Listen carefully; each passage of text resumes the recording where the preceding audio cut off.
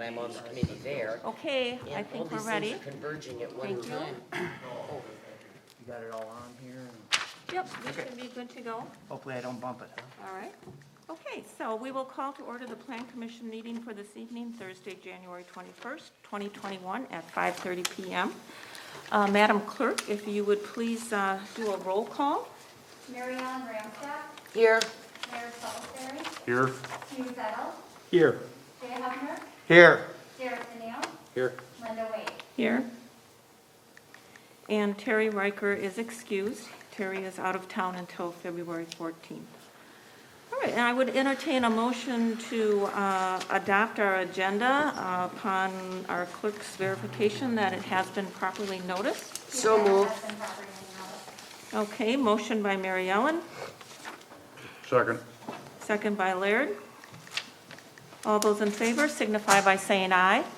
Aye. Opposed? All right, our agenda is adopted. Public participation, we do have a few guests here. Would either of you, or any of you like to address for a few minutes, a couple minutes? I would, Linda, very short. Thank you. If you want to state your name, please. Yes. My name is Jim Mitchie. I reside full-time at 4159 Bay Shore Drive in Sturgeon Bay. I have a suggestion, as you know, I've been to a lot of these meetings. I have a suggestion regarding the proposed short-term rental ordinance. During several of the Planning Commission meetings I have attended on this subject since, I guess, August, there's often been confusion about what properties are subject to the proposed short-term rental ordinance. The Bay Shore Property Owners Association has received comments and questions about the application of the STR ordinance in response to the information that we've been sending to our 350-plus members. I know that in the ordinance it's stated very precisely what the application is, but I suggest clarifying what properties are subject to the proposed ordinance in maybe a more understandable terms. The draft language is okay, but what about providing a list separately from the ordinance of property addresses that are not affected by the ordinance? That would maybe clarify a lot of questions that are coming in. By the way, we are still doing the happy dance that the Quarry Bluff RV development dropped their zoning board of appeal adjustment appeal and is therefore dead. Thank you very much. Thank you. Anyone else? No? Okay, thank you. All right. We were looking for a motion and a second to approve our previous minutes of December 3rd, 2020. You've all had a chance to look those over. Any corrections or additions? If not, So moved. okay. Laird, Second. second by Hugh. Any other discussion? All right, all those in favor of accepting the minutes and placing on file of December 3rd, 2020, signify by saying aye. Aye. Opposed? None. Motion carried. Moving along to our pending business. So we have on tonight's agenda the continued discussion, possible recommendation and action on our draft ordinance. I believe copies are available at the front if anybody wants one. They're also posted to the town's website, correct, Amy? Yep. So anybody can look at them out there. So let's take a look at that ordinance first. We have a clean copy and we have a red line. Once again, we did have our council review the draft. And there was a recommendation. If we go to section 2, purpose, line 22. I'm sorry, I didn't hear. Okay, section 2, line 22. I believe our current draft that went out indicates character and stability of residential neighborhoods. Residential would be deleted.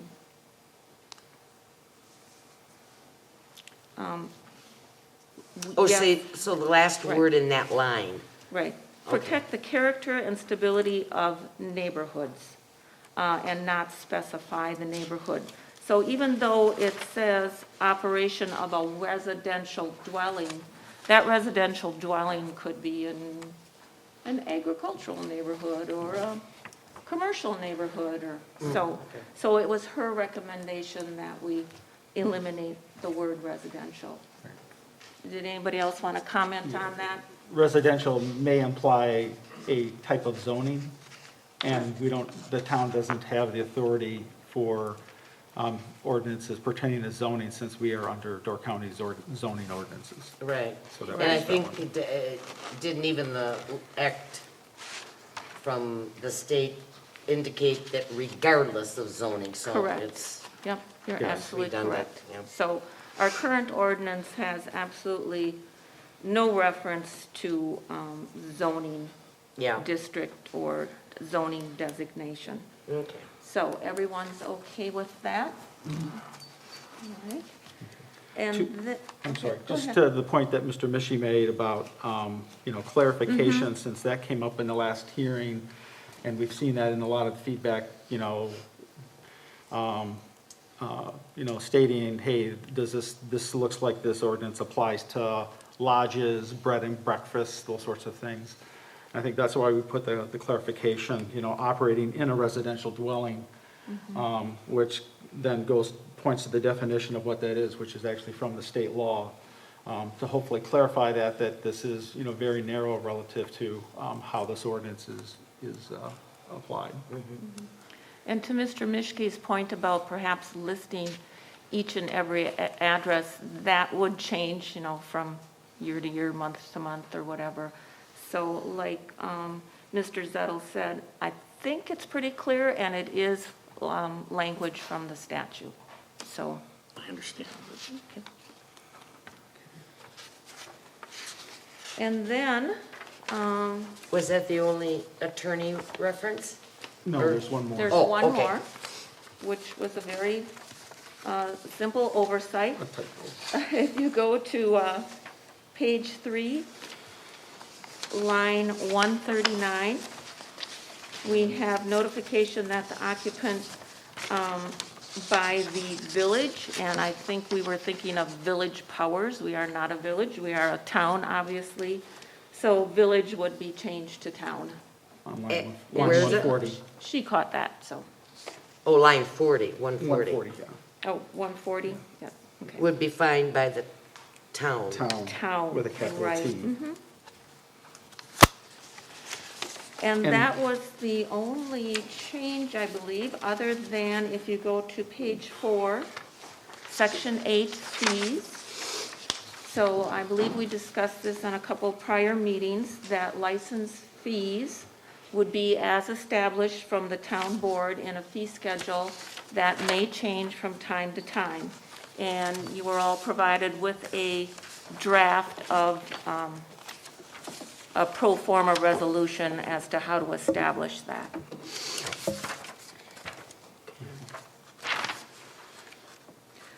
Again, fees would be non-refundable, and by statute, fees have to be relative to the costs involved in processing a license and administration and all that. So I think we've covered our bases there. Hugh, did you want to add something? Yeah, I just wanted to go back just to G. As you recall, in the last meeting, we covered property rules.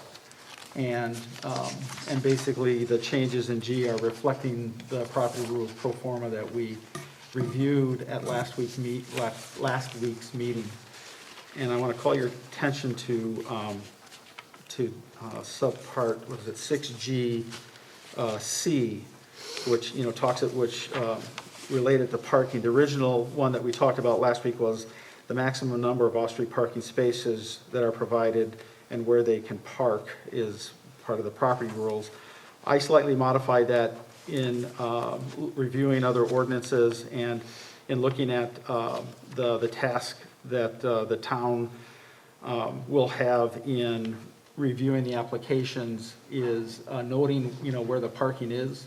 And from feedback that we have gotten from residents about trespassing, going into their yards, those sorts of things, I put a slight clarification on that, what is to provide a diagram of the property, identifying the property lines and the location of off-street parking, including the maximum number of off-street parking spaces provided for renters. That way, in the property rules, renters know what the property boundaries are, and so that they can respect them, and then as well as being able to note on there where off-street parking is available for renters to park. So I made that slight change there for your consideration. And again, that wouldn't have to be any professional, it's a No. drawing. Actually, I think the best tool is on the Door County Land Use tool. You have the ability to print out your parcel, and it does an overhead Google Maps view of it, Sure. right? And it provides the lines of boundaries with Yeah. and typically it's an overhead shot that's done within the last year, or maybe 2 years at the latest. So it provides a nice overhead view and provides, shrubbery, tree landmarks, building landmarks, that I think would be very useful. So that's something Yeah. that It could is be- good, it just, I was, extra cost. Yes, to, yes, it does, yeah, it's this is no something cost that's, to it's no people cost, for the it's free. diagram. Yeah. Exactly. Yeah, and those are all helpful tools that we could link to our website as well. So if anybody, needed, Needed how do I help. draw a Right. diagram? Well, here's a tool that will help you, so. Correct. All right, any other discussion on this ordinance?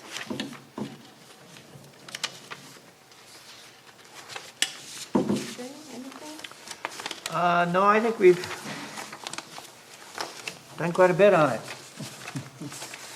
Oh, I did receive a comment from Mr. Riker. Like I said, he's not able to be here tonight. I'll just pass this along, that he thinks to leave the number at 6 nights with a provision that any short-term owner who wanted to go 3 nights must provide a letter of agreement from neighboring property owners and across the street and all that. I'm not sure that would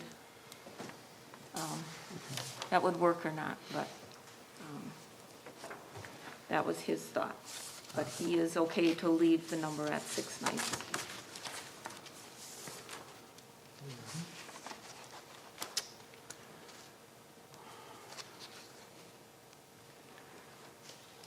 So, Madam Chairman, at this time, I'd like to propose a motion that we send this draft with the noted changes from legal counsel, and send this draft as the recommended draft ordinance to the town board for their consideration.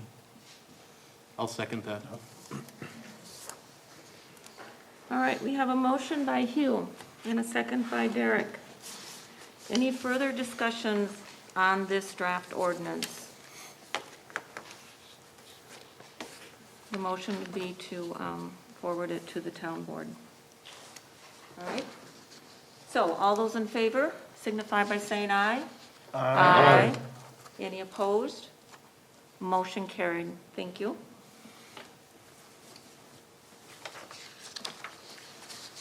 Oh, I'll mention too that at our last meeting or the meeting before, there was a request for a list of, or a summary of feedback with regard to short-term rentals in the town of Sevastopol. That is available. I believe Amy has a few copies with her tonight. Otherwise, if you're interested in seeing that list, send Amy an email and she'll be happy to email it to you. Okay? She might have a couple copies there. Yeah. Mhm. It's a Linda? quite a comprehensive list. Hugh, go ahead. Yeah, I'm sorry, before we go to the next item, just a follow-up from also the last meeting.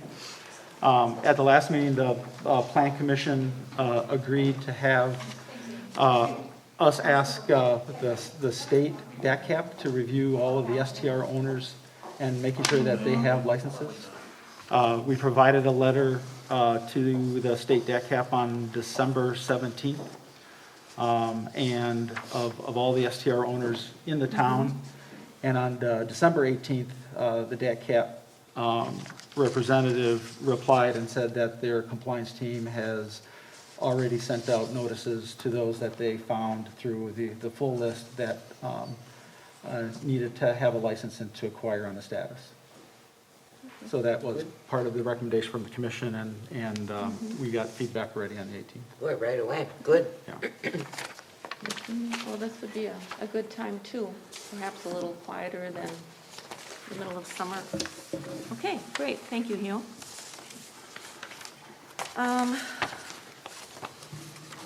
Timeline. So I think you all have your draft timeline in front of you.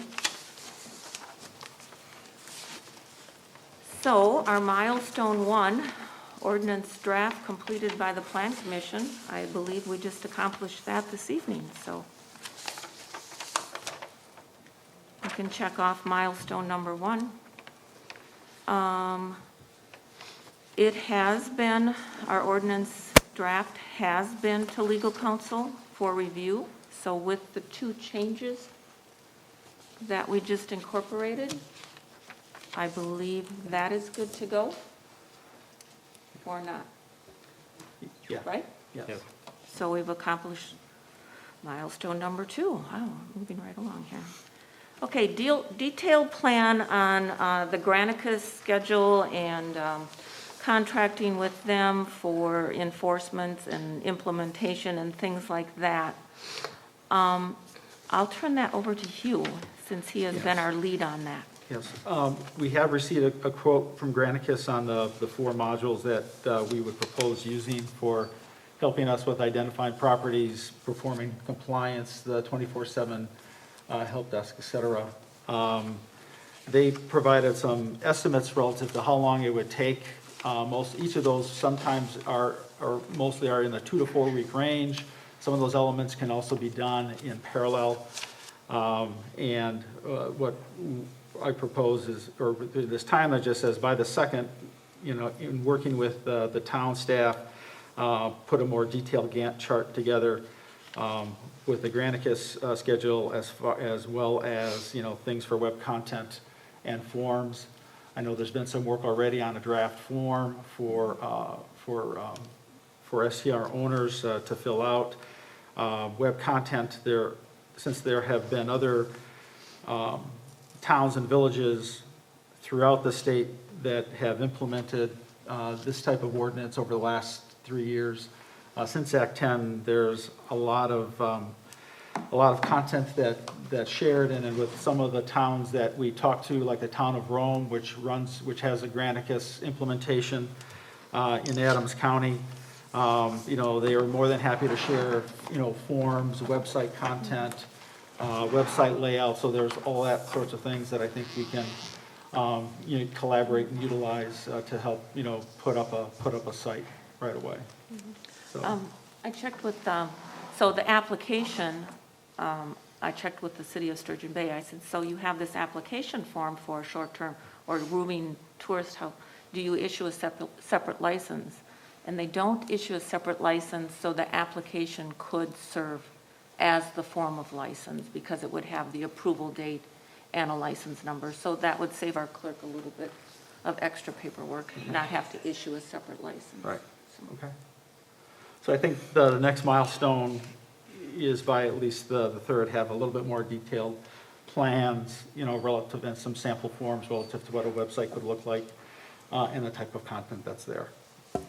So Hugh, you have a tentative timeframe on this timeline of early February for getting a detailed plan. I would imagine that they can come up with a contract for us or whatever we need to sign. If, depending on the town board's action, yes. Again, the nice thing is with them, it's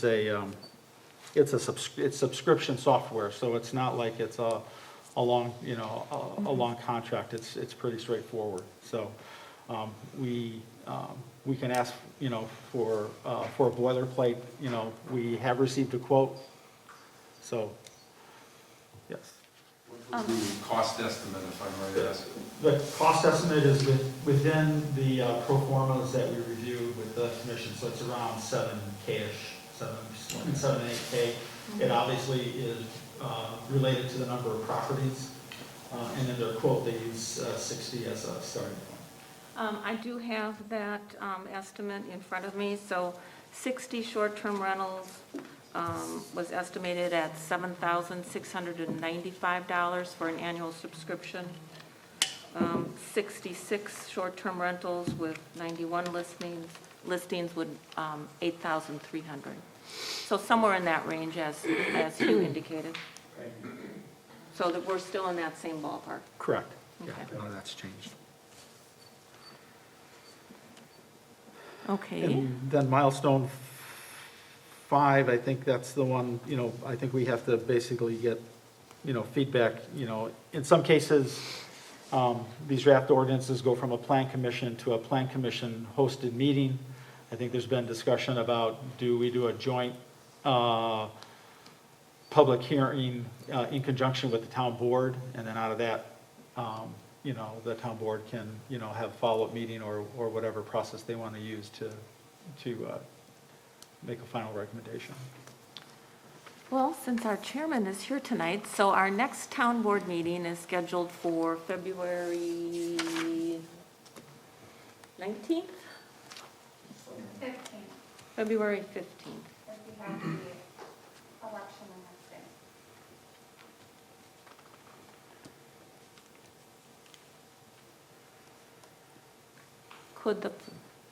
Could the plan commission go ahead and schedule a public hearing or a public session?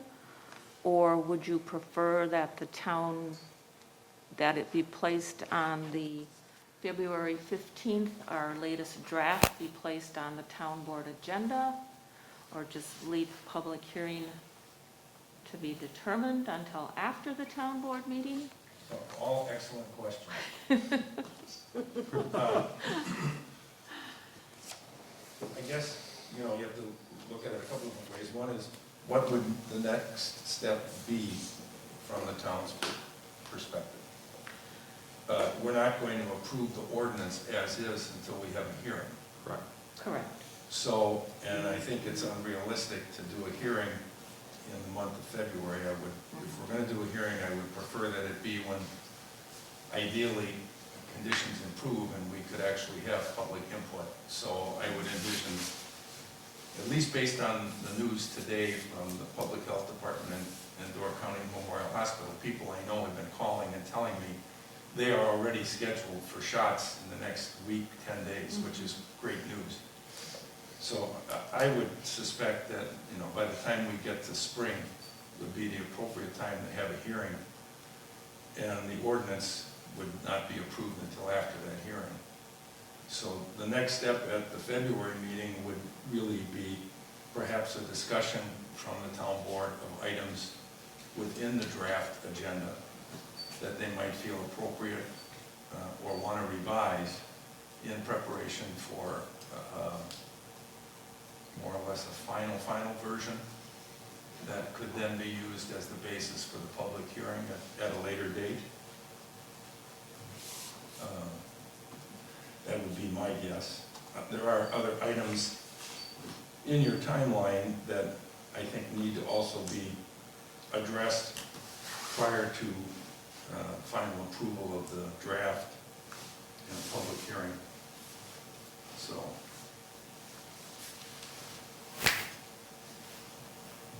So,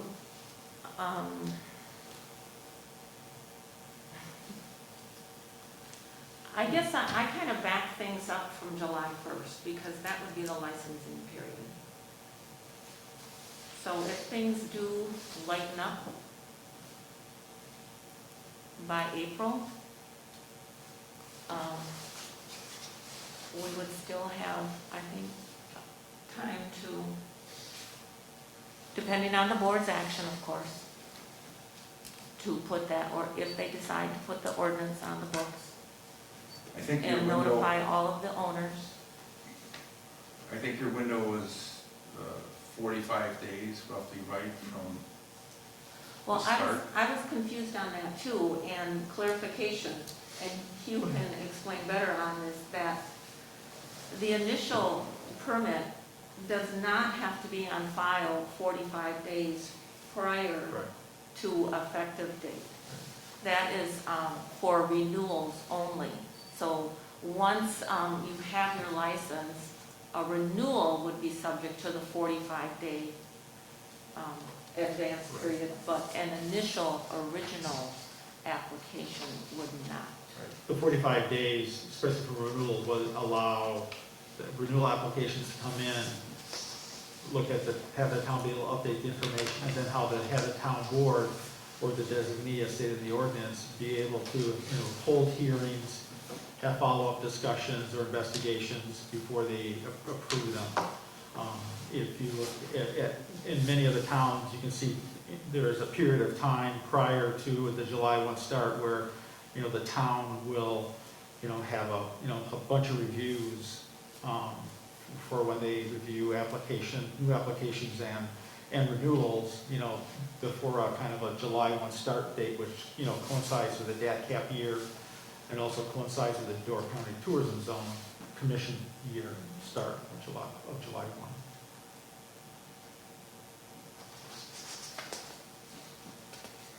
And another time frame we have to consider, although not required by statute, it has been our custom to publish notice of an ordinance that has substantial ramifications.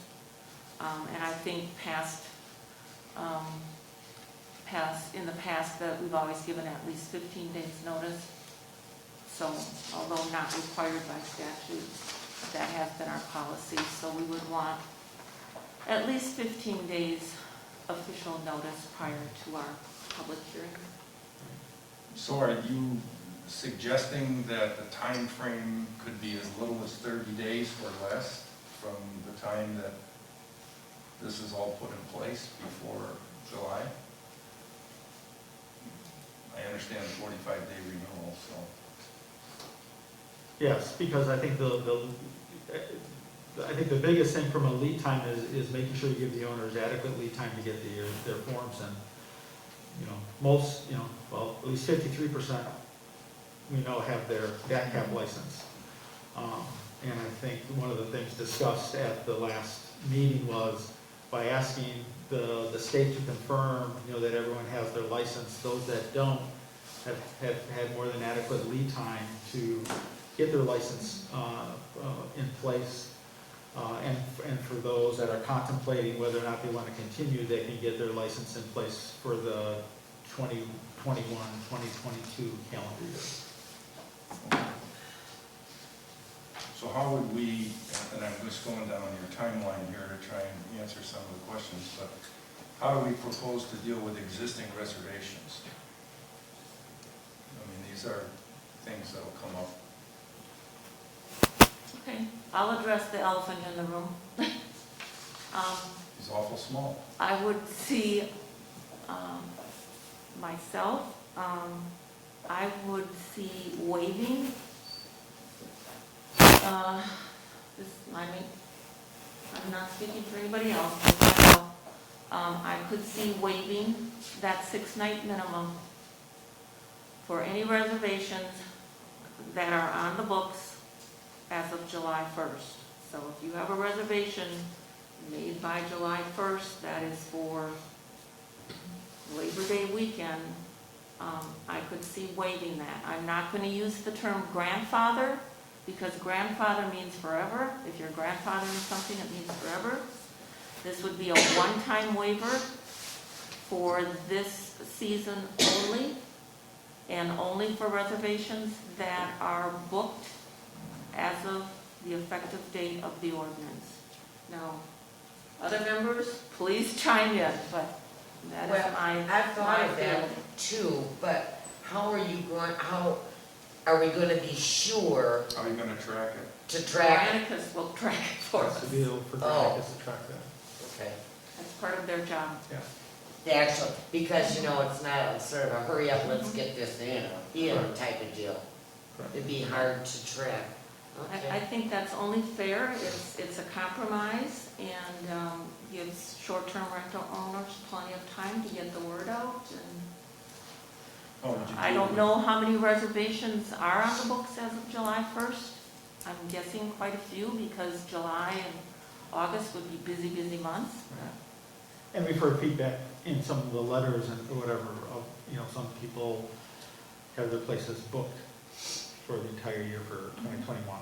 These are letters received in November, December, so I think it's relevant to just waive it. So anyone that has a reservation, although the number should be small for 2022, it would be it would not exclude them. Like I said, my proposal would just be for the year 2021. The waiver would just be for 2021. So that would be July of 20 going to June 30 of 21. Is that correct? What's your,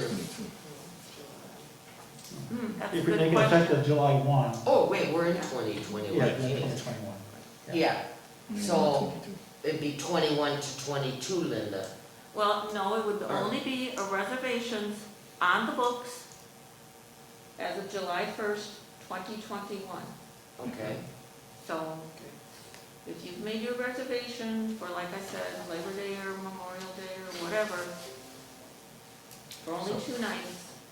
Yeah, but you're saying Wait a minute. reservations in 2021, nothing in 2022. July, reservations on the book as of July 1st, 2021. If it's less than 6 days, we would waive that minimum night stay.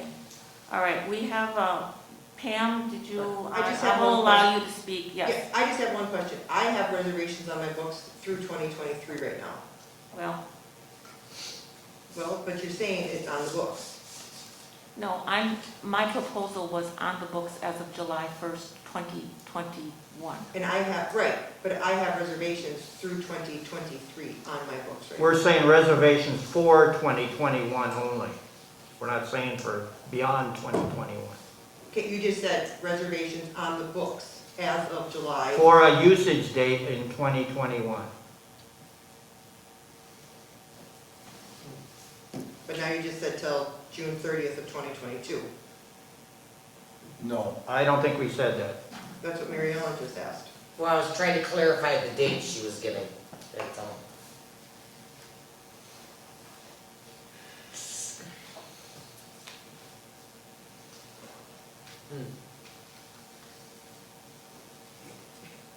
So on the books, by that date, for usage through, and I'm talking out loud here, but for usage through 2021 or until like the next DACAP date? Or the next permit cycle? Or what? Well, that's something we need to decide, Something for the board's consideration. right? The plan commission could maybe make a recommendation to the board on that.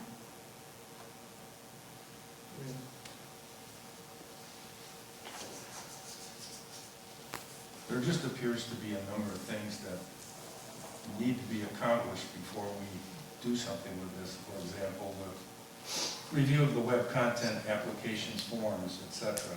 I'm going to assume we want as many people to look at that as possible to make sure that we're not backpedaling once we move forward with something. Yeah, we've been working on a draft of that following. I'll throw out there too, the longer we prolong this, the more reservations are going to be made. I mean, we have to set, I'll say deadline, sooner or later, otherwise this could go on for 5 years. I mean, we have to set a time frame. I don't have a problem setting a time frame. I just have a problem making sure that all the detailed work that has to be done is in place prior to that. So if you're working on forms, that's news to me, but if there are forms and website enhancements or whatever, those are the things that want to make sure are ready to go.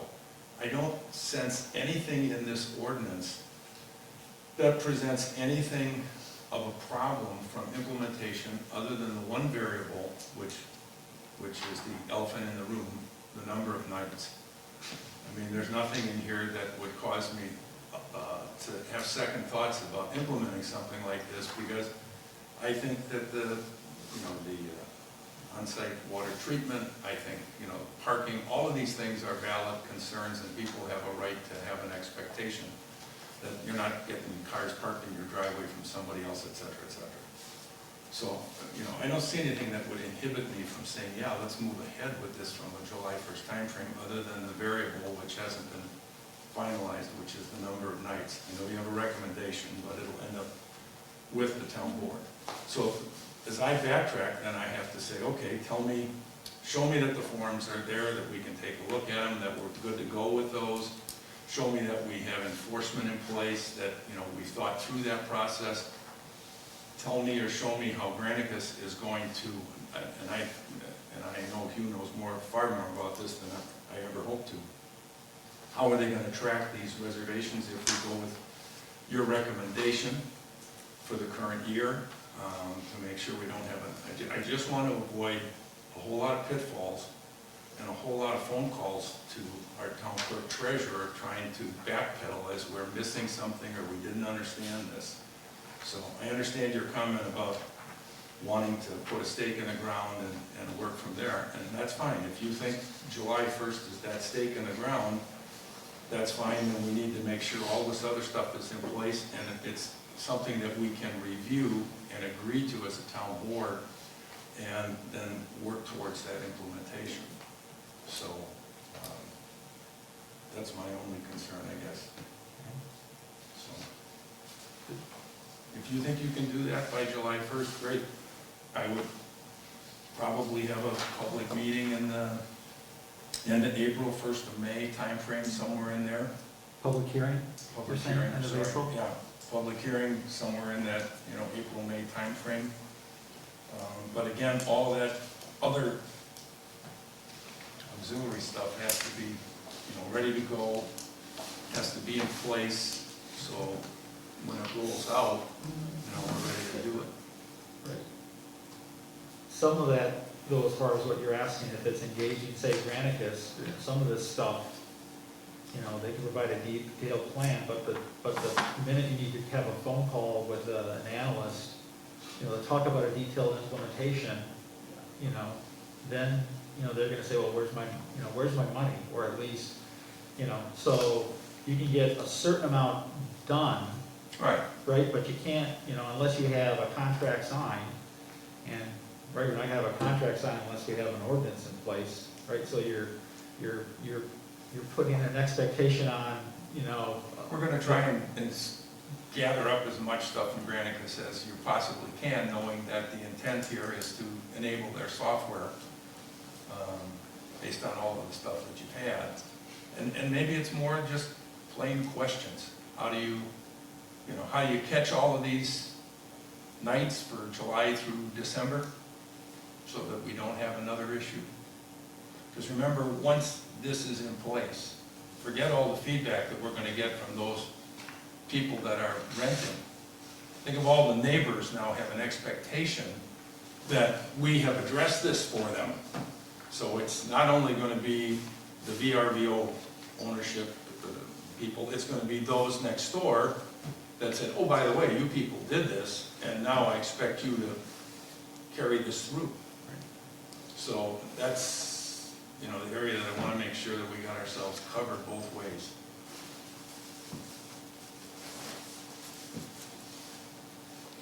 Well, the reason we're here is because of concerns that were brought to our attention.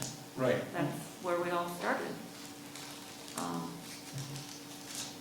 So maybe, Dan, with this now, this final draft in the board's hands, maybe out of the February 15th meeting, we can get, any additional feedback, from the supervisors where they want additional questions. Right. And then we'll put that in a timeline, and maybe that, in the March timeframe, we can do a follow-up, to respond to the town board on those questions. And let's get a list of detailed questions Right. for us to act on. So if we can get that out of the February 19th, February I have no 15th problem with meeting, that. those list of questions for us to follow up, that we can make sure we respond to that between now and a public hearing in April. When is our Our, annual meeting? our town board meeting is April 19th, and our annual meeting per statute is always the third Tuesday of the month. So that is Tuesday, April 20th. April 20? April 20th is the annual meeting. Okay, thank you. 19th is the town board meeting. If we had some feedback from the town board from the February 15th meeting,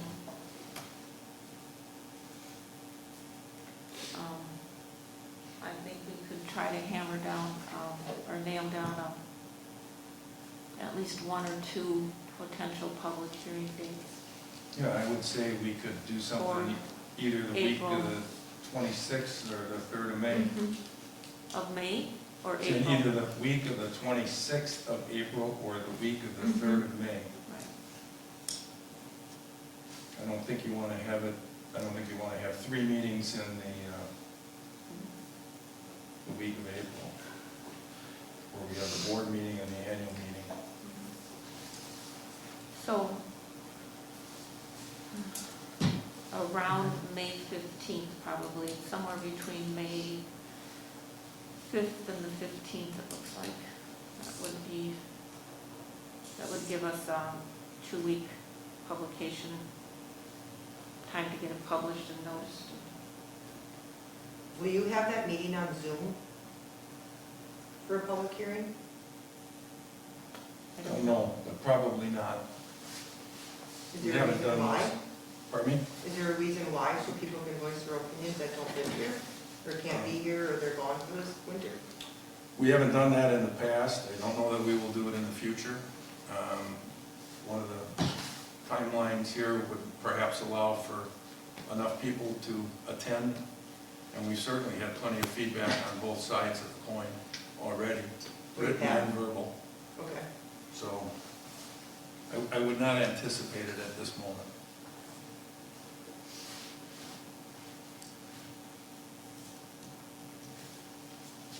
Wouldn't we have enough time to get that meeting in early April?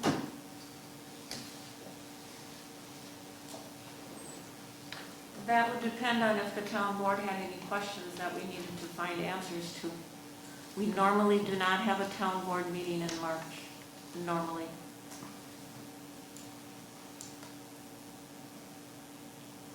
Well, aren't we gonna get those questions from the February meeting? Well, we'll put the draft agenda as part of the February meeting, so that's not an issue. So it's really going to be dependent on the feedback from the board on that particular draft as to whether they think it's going to fly as it is, or if there's any required changes or questions. When do you think we'll have that feedback back? Well, I have a feeling that Linda would kind of know, like at 9 o'clock on the night of That Monday February. night? Well, if we have the town board meeting on February 19th, or I'm sorry, February 15th as planned, could we perhaps have a plan commission meeting? I know that Terry Riker will be back on the 14th. Could we perhaps have a plan commission either on Thursday, February 18th, or Thursday, February 25th, to answer those questions and try February meeting to is the set 21st. a So that's public hearing? February? Oh, I mean, excuse The me. election is February 16th. Correct. No, you're right. I'm looking at the wrong calendar. 15. Mary Ellen? Yeah, can I just recap kind of what we're talking about, but this is what I've got. That we're gonna pass the ordinance that we just voted on to the town board, they will, whatever, discuss or whatnot at their board meeting on February 15th. Then they'll put together some questions and whatever. Get back to us, which might be this February plan commission meeting. But they don't meet again until April 19th. Correct? Correct. Then April 20th is an annual meeting, but that doesn't, whatever. Then, and these are fluctuating dates, but we answer their questions. They discuss our answers again at the April meeting. At which time then you're planning a date for the public hearing? Is that what then comes next? I'm just Yes, yes, talking yes. out loud, sort of, I'm trying Yes, to and get yes, the and yes. game plan here. Very, yes, very good. So, So, then after a public hearing,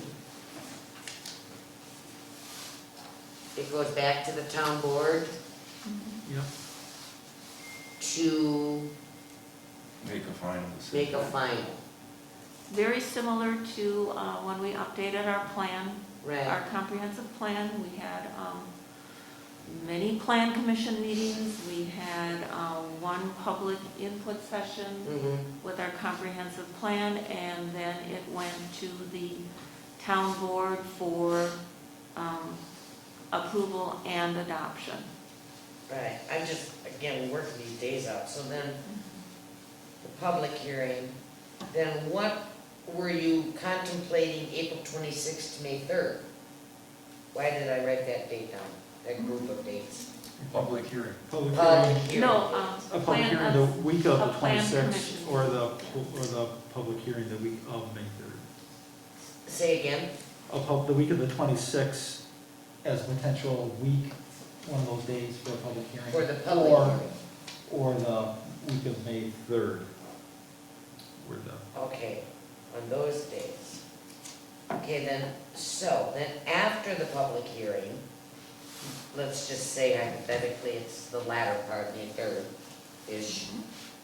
Then, it is then at the May board meeting of the town board that they would make a decision. And that would be May 17th is when our May town board meeting is, May 17th. Okay. Because I'm just thinking, the implementation, the July 1st, et cetera, et cetera. I mean, this will follow pretty much identical to what happened with the quarry.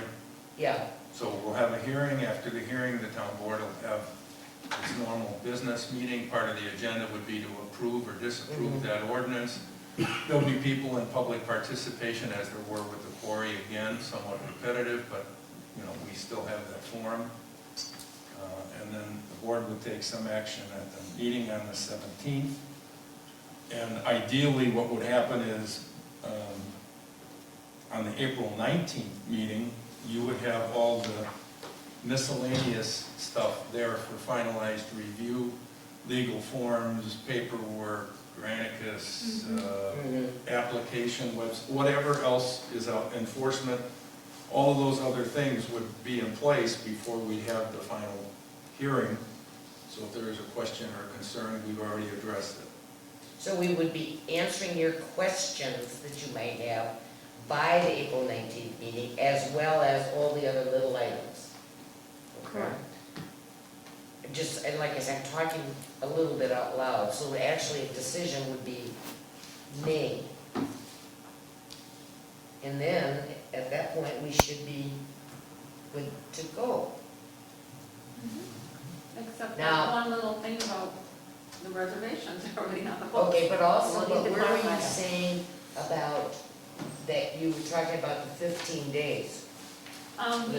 We normally give 15 days advance notice. So if we were to have a public hearing on May 15th, Mary Ellen, we would want to make sure we get our notice out no later than April 29th. Oh, okay, your or whatever. 15 days is for And the again, public that's, hearing. Gotcha. that's not by statute, but that is I our understand, normal but- procedure. Okay. Give plenty of advance notice, and, you know, if that, you know, means emails to all that we have, normally they get, they are emailed a notice, right? If there's something special going on, there's an Anytime. agenda recipient Yeah, list. anytime Yeah. we would post anything on the internet, yeah. And depending on the health situation and public gatherings, we do have an option on the elementary gym next door, which has lots of room, so. We need So spacing. we could possibly implement this by July 1st.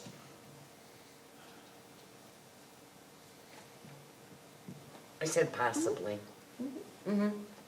It would work. That's why I was just talking the dates out, just trying to see if this, instead of waiting till next year. Yep.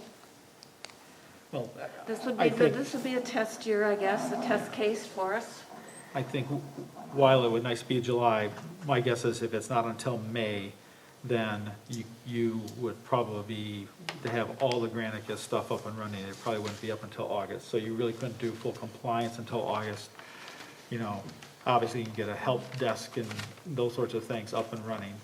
But, you know, on some of this stuff, you're not starting until that July or when it's implemented anyway, right? Relative to educating neighbors and renter, STR property owners, et cetera, how the various tools or other things work, you know, how to call in, how to provide feedback, those sorts of things. Right, if the, So- yeah, if the town board took some type of action then on, so if we had the public hearing prior to the town board meeting on May 17th, the town board would take action following that public hearing, and we would have a lot of work to do to get notice out to all the short-term owners and put our application in final form and all of that. Or you'd probably want that for the May meeting, so, Yes. yeah. Yeah. I think we can do that. And again, It probably means a start compromise date. on the first year. And it probably means a start date after July 1st, but at least from that perspective, there shouldn't be any surprises for people that have their DAC license, their tourism zone license, those sorts of things. You know, the effectivity for monitoring and those sorts of things probably wouldn't happen maybe until the August timeframe. I mean, you're monitoring, you're already saying that you're waiving, in theory, you're already waiving the first 6 months on the minimum night stay, which would probably be the single largest component of the monitoring that Granicus would provide. No, not necessarily. No?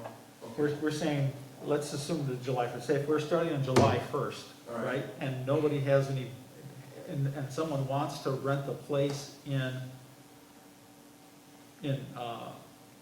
October, okay? Right. Their listing on Airbnb or VRBO would have to make sure, would have to maximums represent their pouts, you know, and have all the other items aligned with that. So on the go-forward basis, you know, that's what we'd have to watch out for, okay? And then I have to follow up with Granicus relative to the, you know, for this kind of waiver thing, you know, the kind of details that can help us, you know, clarify that.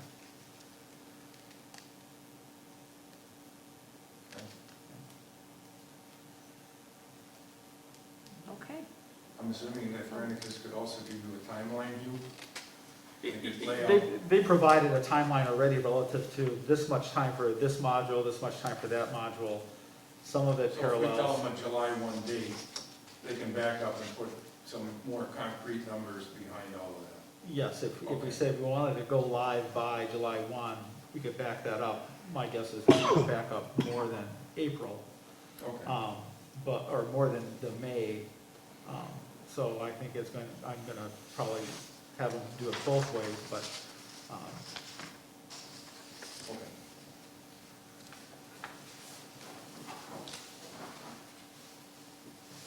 Have you, since we're going back and forth about all this stuff, have you covered, or what is your plan for enforcement? I mean, obviously Granicus will give you who, but when the rubber meets the road, how do we address the, Yes, they have processes for how the enforcement takes place relative to how their call line works, the fact that they actually provide both a website and a downloadable app that people can use. I think the biggest thing on enforcement is relative to the manual enforcement resource that we put in the budget for someone to either do inspections or follow up, similar to what they've done in Walworth County. We can provide probably provide a job description on what that role is and the amount of hours we estimate that they'll do on a per monthly basis and the enforcement actions that they can do as part of their role.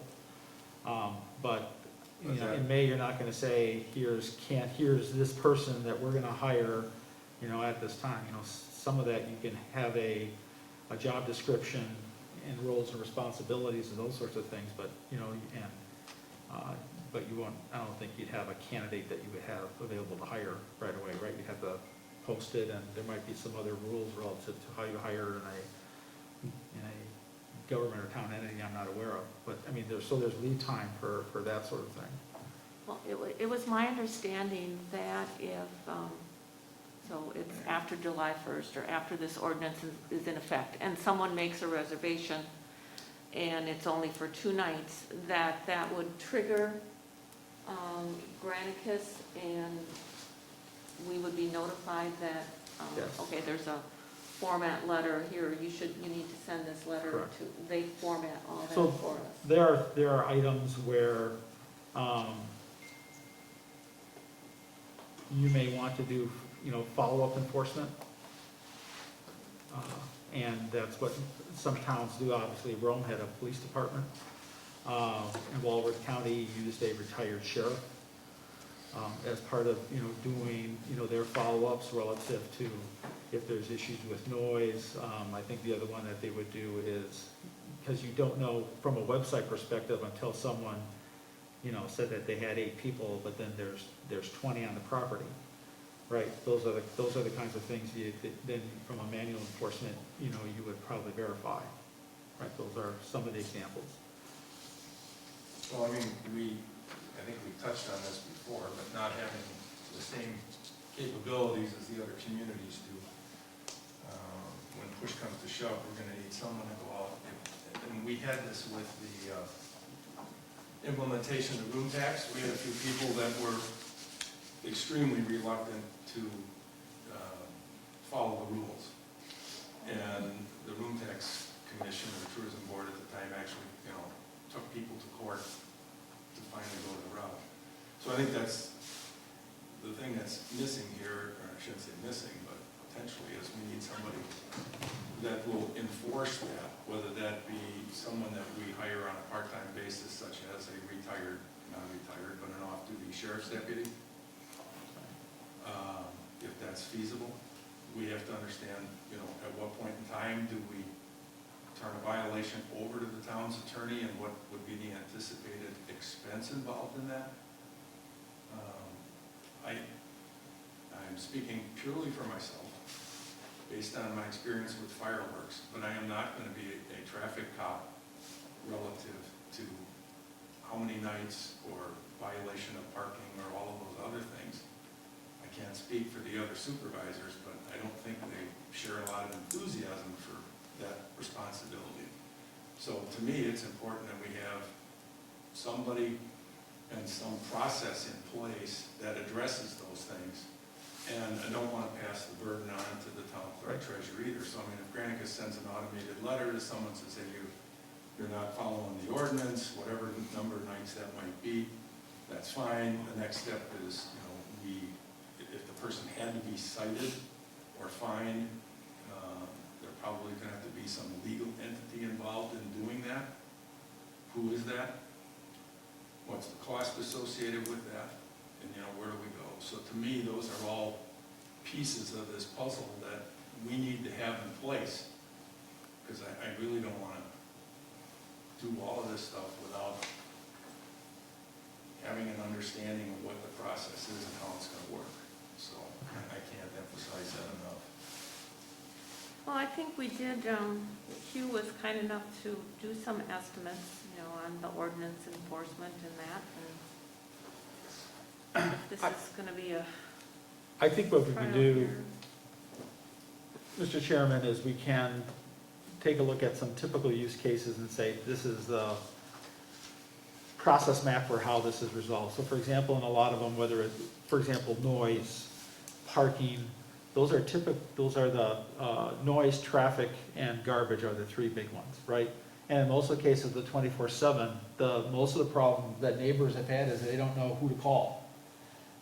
And so for most of those routine things where the Granicus process on the 24/7 is, you make that notification, as I understand it, to the 24/7, they contact the owner, and a matter of fact, the town of Rome said the biggest lesson learned they had in using the 24/7 hotline is making sure that the number that the property owner gives you is a working number that someone's gonna answer, right? So it's, they call the owner, it's up to the owner or their agent to resolve that issue.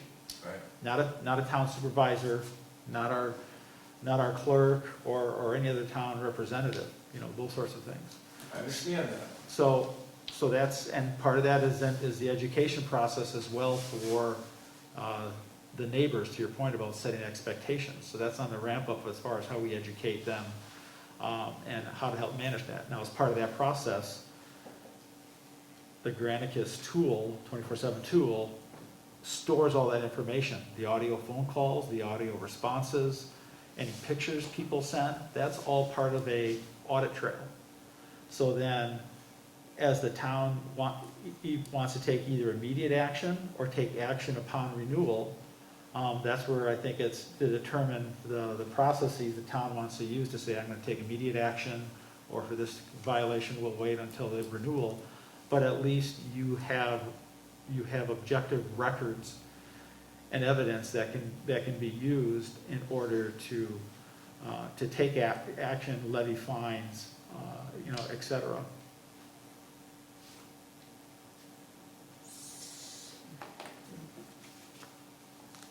So then, it's basically on Granicus to inform the town of these infractions, et cetera, correct? Well, it's not to inform the town and provide a tool for residents to provide their concerns, have them documented, and have the owner, in 64% of the cases in the town of Sevastopol, the absentee owner take action, whether it's their local agent, whether it's their super host, or whatever, is to Okay. get that done. So then where does, I guess I'm trying to follow with Dan, where's the off-duty cop that we hire, where does that fit in? In many municipalities, it's not by software alone, right? I Right. think one of the, so they, in some cases, they do spot checks for potential problem properties or provide, checks on, are you having the right number of people?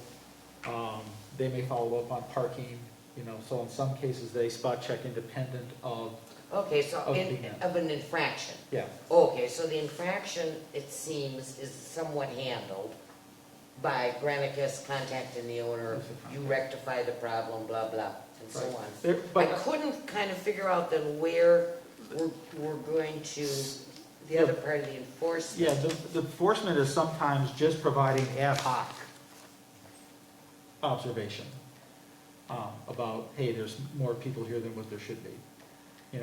There are many towns for it to be effective, they do spot checks, independent of waiting for a problem to happen. Okay, And so that's where we, based on, feedback from Walworth County, what they do is, they would do that. so and then so no infraction needed, et cetera, but periodically we would send out Right. one or two people or whatever. Right. A typical case is that Walworth County said is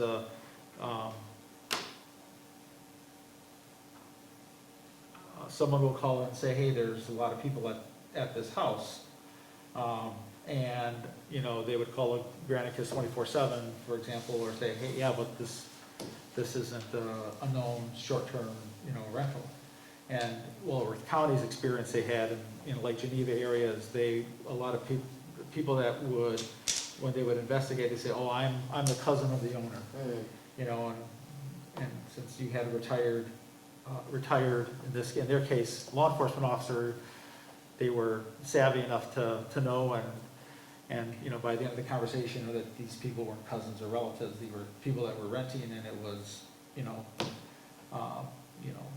rental property done off the books, kind of thing, right? So, so this is enforcement ordinance, whether you have done things properly, or an ordinance, where someone it could also be off the books, and you want someone to do, a follow-up.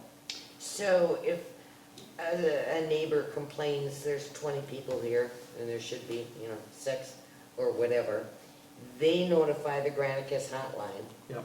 Then Granicus notifies us, and then we... No, they go to Granicus hotline, Granicus contacts the owner or their agent. But again, I guess I'm trying to get on this, whoever he is, an enforcer.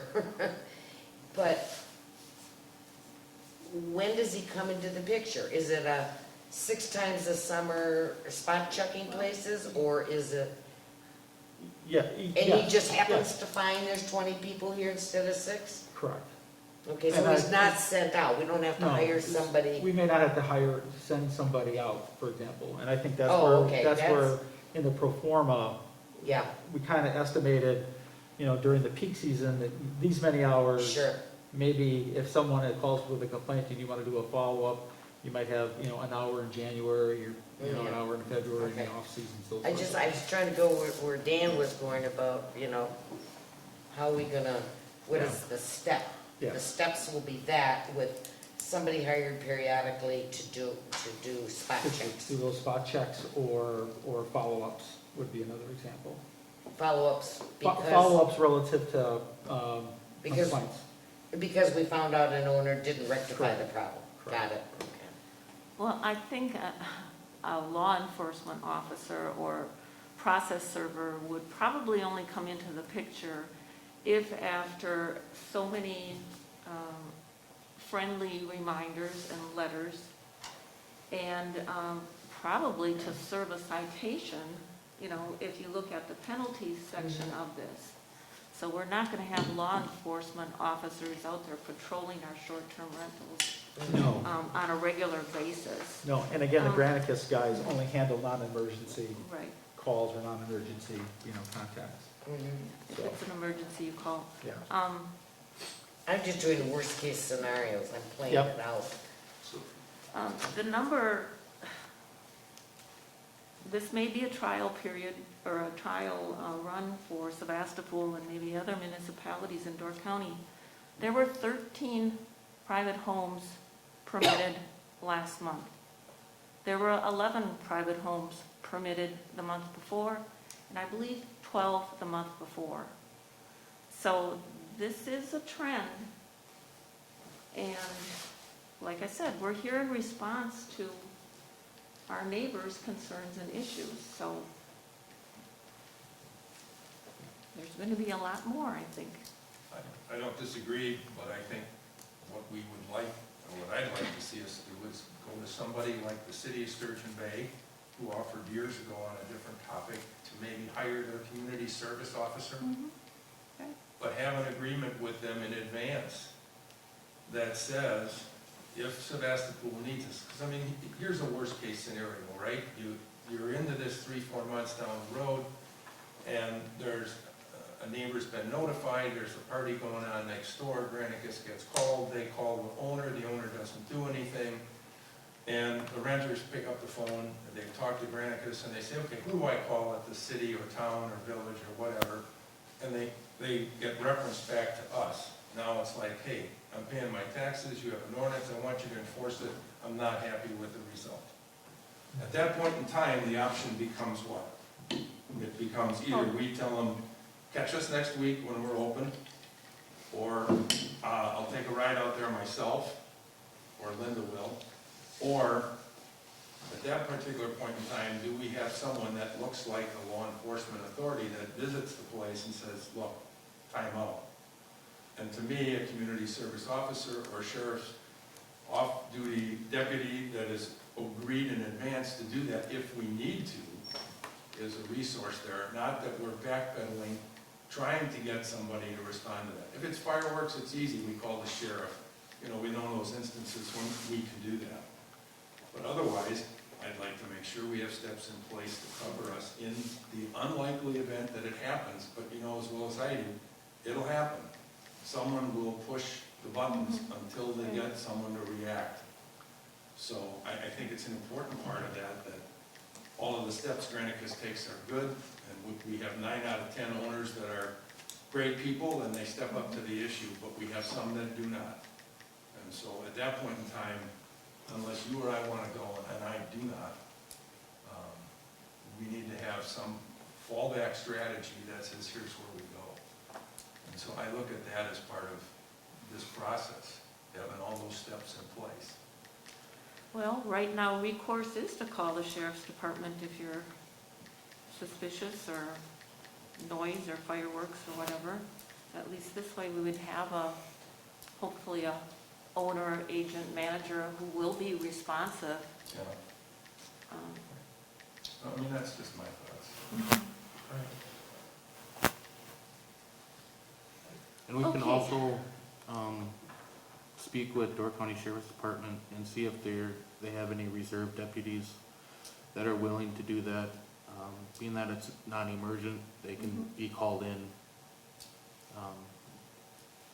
to either serve a citation or knock on doors. Okay, yeah, if you want to do that, Derek, and, you know, would they be available 24/7? What, you know, is there approximately hourly rate Right. plus mileage or vehicle or something like that? Thank you, that would be nice. We could use that information. Okay, so,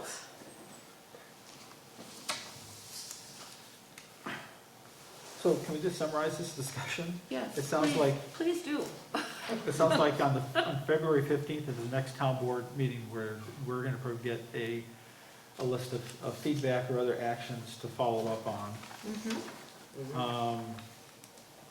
I would then recommend that we would then have a plan commission set up to review that maybe February 25th, because I think Yep, that That gives sounds us a week to good. February respond. 25th.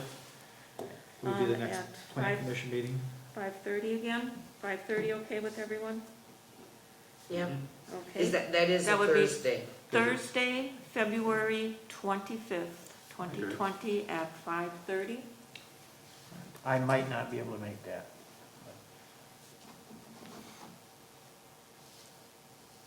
Okay, you can let us know, Jay. Yep.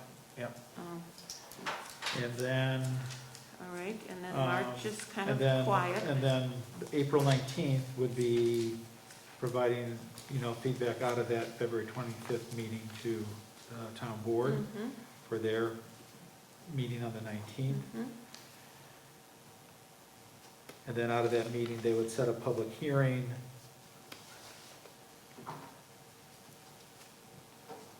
Date, and we're looking at a tentative date of what? April 26th to May 3rd, sometime in there, isn't that? Correct.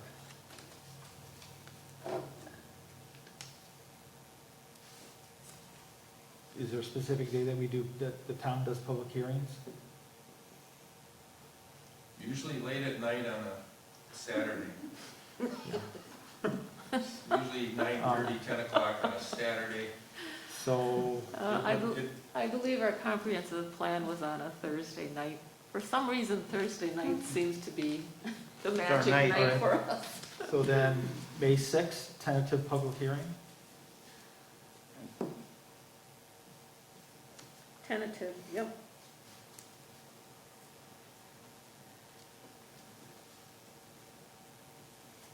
And then And then May 17th is town board meeting.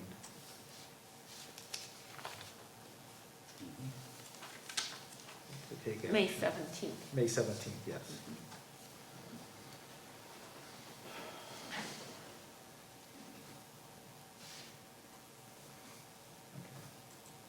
Okay. So in the meantime, we will work on the application and the permitting process. We'll try to firm things up with Granicus. Derek, you can report on enforcement. Yep. Okay, we can talk about a location. If we go forward on the 17th, or I'm sorry, what was the May 6th?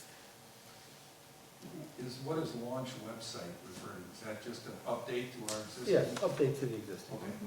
So all of the tools and links would be on there. Right. We'll work on that too. I mean, obviously, as a short term, for example, if everything was approved, we could mail all the application forms, Right.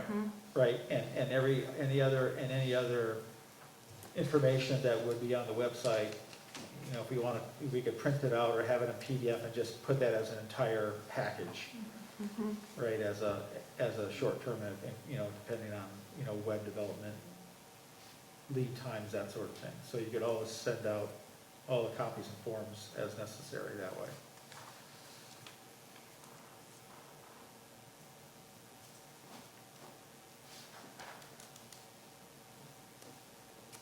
Okay, All right, I'll update the straw man with these dates, so at least we've got some updated milestones and something that then, you know, if we would like, we could also post that, so people would then, on the website, they would know kind of how that's going, and I'll provide you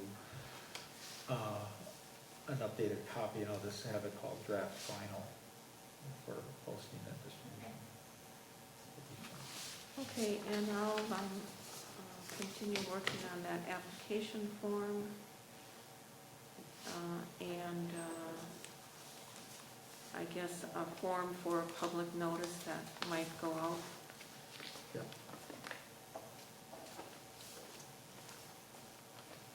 Now, are we going to address or decide on the idea of waiver? We have to, yeah, Yeah, I mean, we'll have we to talk can't leave about now, that. we gotta, I don't think we can finalize that today. I think. No, I not think today, the- right. I oh, you think- don't think so? That's No. what I wondered. I would say now that we've had a little bit of discussion on this, is to, you know, think about it and think about other options. I think we can go back to some of the municipalities that we've worked with and just say, how did you handle existing reservations and those sorts of things? Did you provide waivers?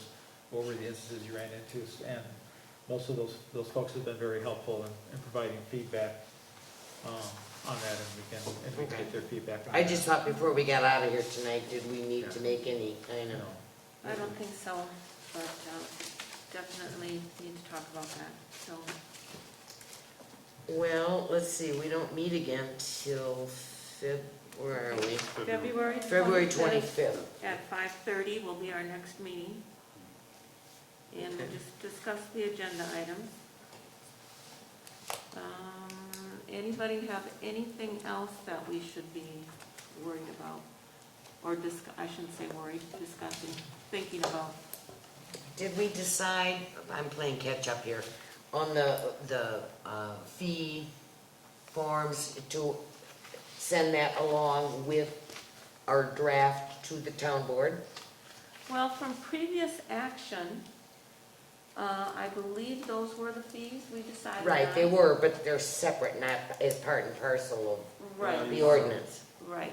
But when Separate we from pass the but we'll- ordinance, which we We'll are, include this with the ordinance. we will adhere this with it, so they know what we're talking about. So we could just say this, like I said, it is marked draft, and this is suggested, or this would be the recommendation from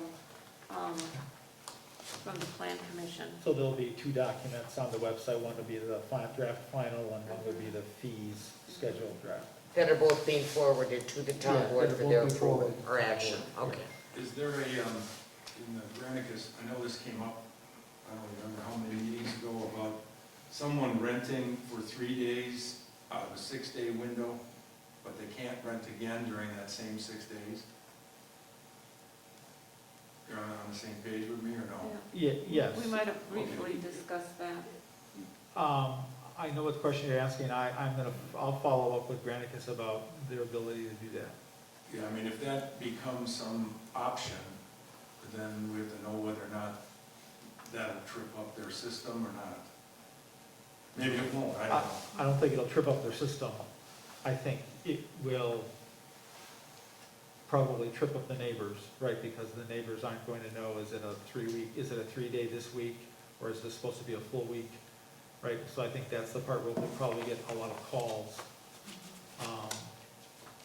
because relative to the expectations, since that can, Because, I mean, that will be an option inside of this inside of what? draft, or not? No, that's not in this ordinance It's draft, not in that. no. That would have to be a separate minimum night stay language recommendation, Which would give someone which, so you're saying, two, Yes. 3 nights in a month? Right, right? What do you- well, what some towns have done, and I've got to find the town in Wisconsin that did this, is they had a minimum number of nights that was less than 6, but only one stay in 7 calendar days. Right. So, so that's the, and so the question is, how can you monitor that?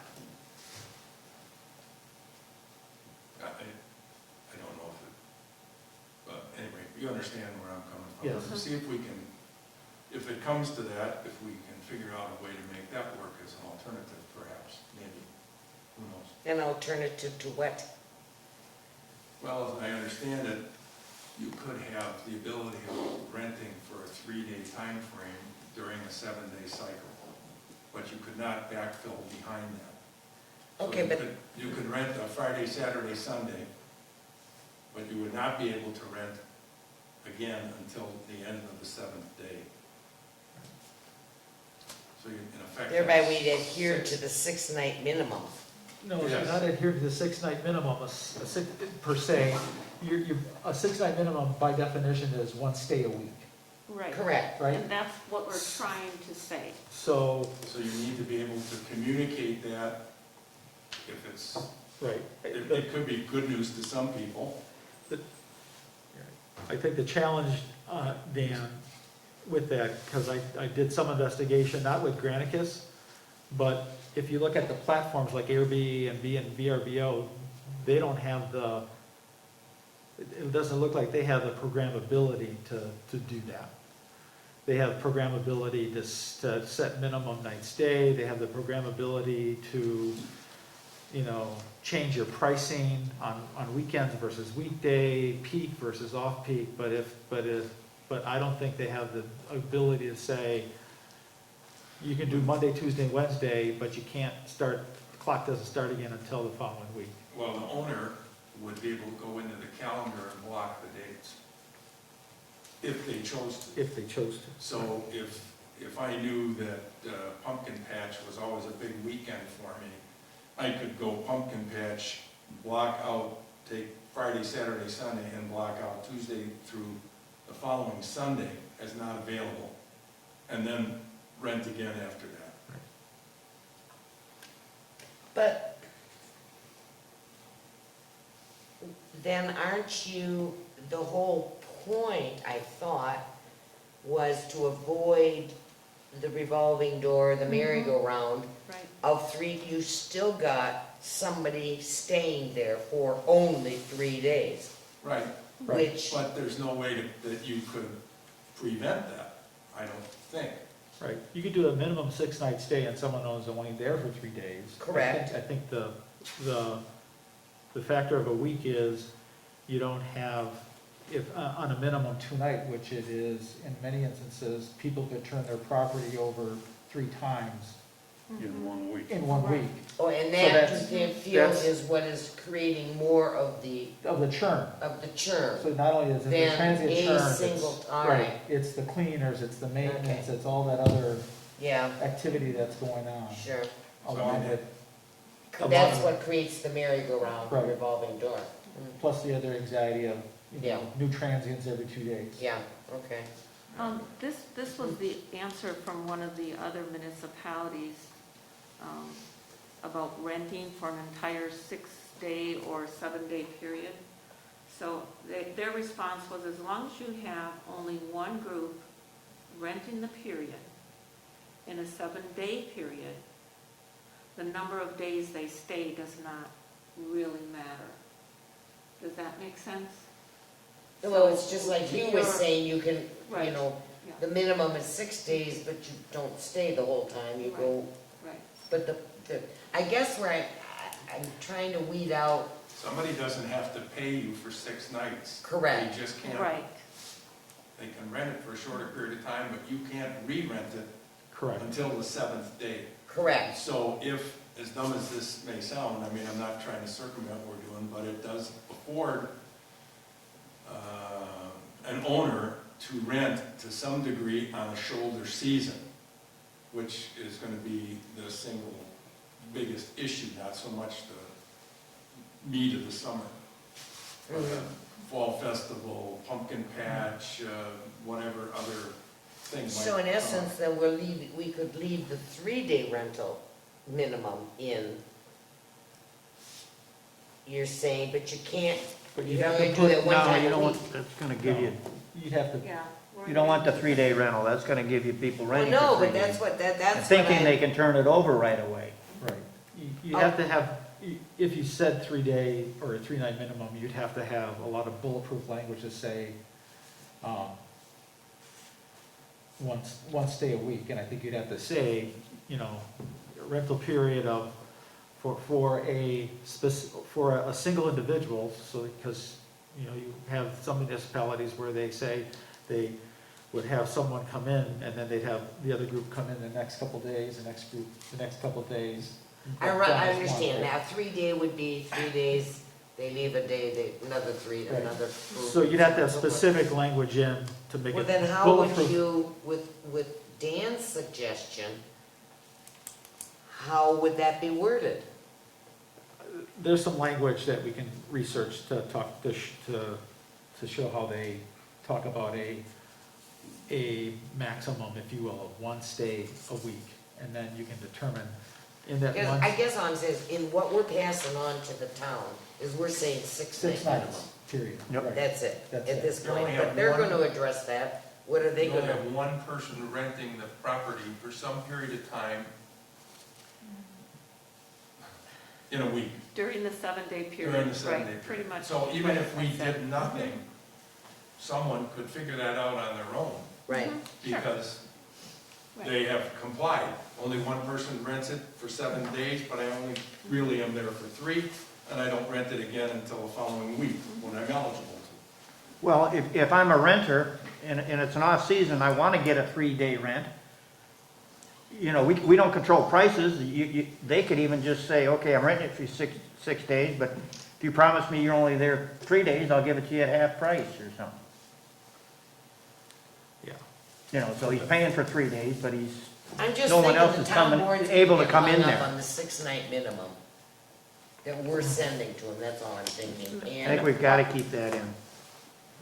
but that's not our problem, I'm just wondering what is Dan's. Well, I think it's either 6-night as it is, or you have to come up with a, Different form. you have to come up with different formula that Like talks once a about week, about you a know. 1 stay Yeah, per week, okay, good, per person. so we don't have to do No. this, where I'm getting to, we're gonna Which would be pass even on more what we complicated. got Correct. and let them, okay. Let them hash it The out. 6-night minimum, as we have it stated Mhm. now in our ordinance, has been the common denominator of those municipalities that have placed Correct, an ordinance in effect. correct. 6-night minimum, exactly like we have it stated. Mhm.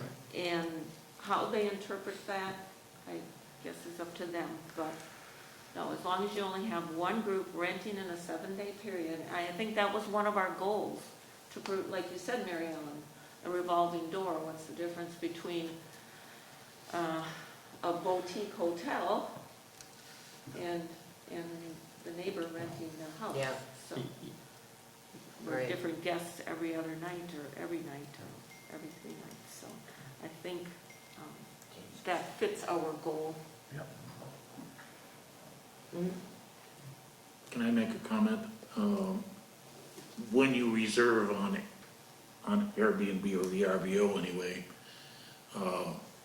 you put in how many nights, of course, that you want. And if there's a 6-night minimum on the property, it won't show up as an option for you to rent. Do you think VBRO is gonna, or VRBO or Airbnb is gonna put that on their website? Probably. No, if there's a Oh, if it's a 6-night minimum rental property, and you do a search for properties for 3 nights, it won't show up on your options to rent. Well, I believe there's also a stipulation or condition in the Airbnb contract that the owner, when they contract with Airbnb, doesn't it say something about you are in compliance with all local ordinances and conditions? There's that, and I I mean, think, not that they would ever enforce that, but. right, and I think it's something that, and most of them now have the language too, that you can't sublet. So if you did it for a week and then you had some other people come, that's also, Well, that would be that's through the sublet. correct.